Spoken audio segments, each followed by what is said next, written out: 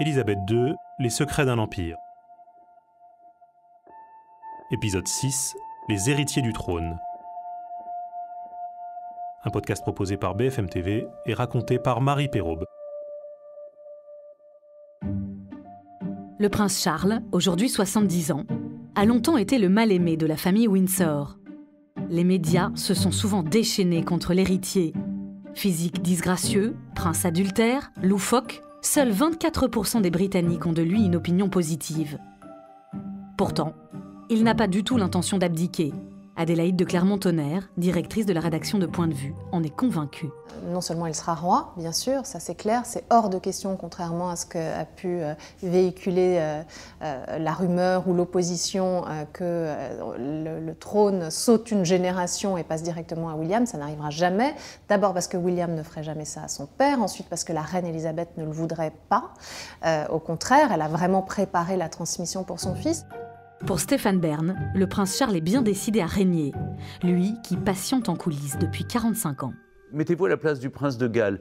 Il ne peut régner qu'à la mort de sa mère. Il faut qu'il tue sa mère, symboliquement, pour exister, pour faire le métier pour lequel il a été préparé, à un âge où, normalement, une personne bien constituée est déjà à la retraite. Mais l'héritier le plus attendu, le chouchou, est son fils, le prince William.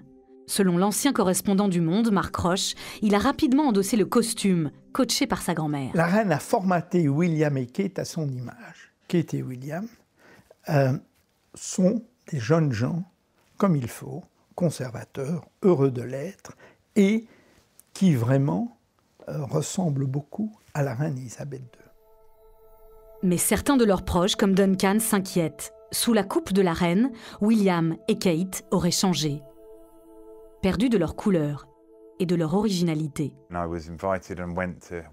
J'ai été invité au mariage de Kate et William, et depuis, je m'inquiète du fait que certains des meilleurs traits de caractère de William disparaissent.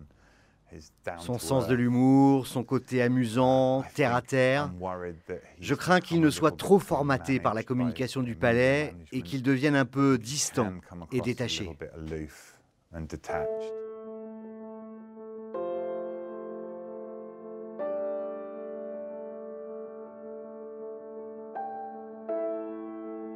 Les obsèques d'Élisabeth II sont déjà minutieusement organisées.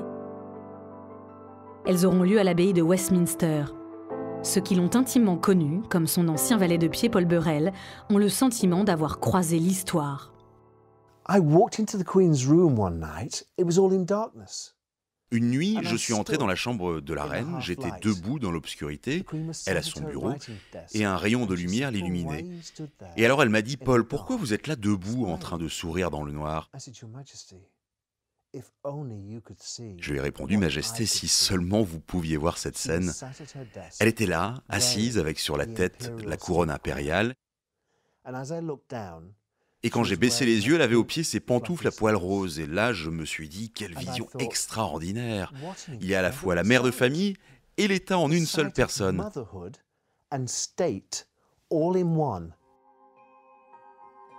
Une femme aux sentiments indéchiffrables, coulée dans le moule d'une Angleterre aujourd'hui disparue.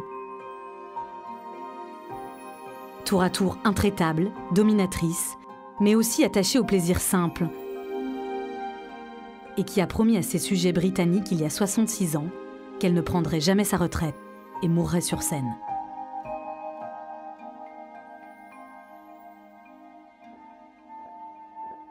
Élisabeth II, les secrets d'un empire. Un podcast BFM TV à retrouver sur Apple Podcasts, Deezer et Spotify.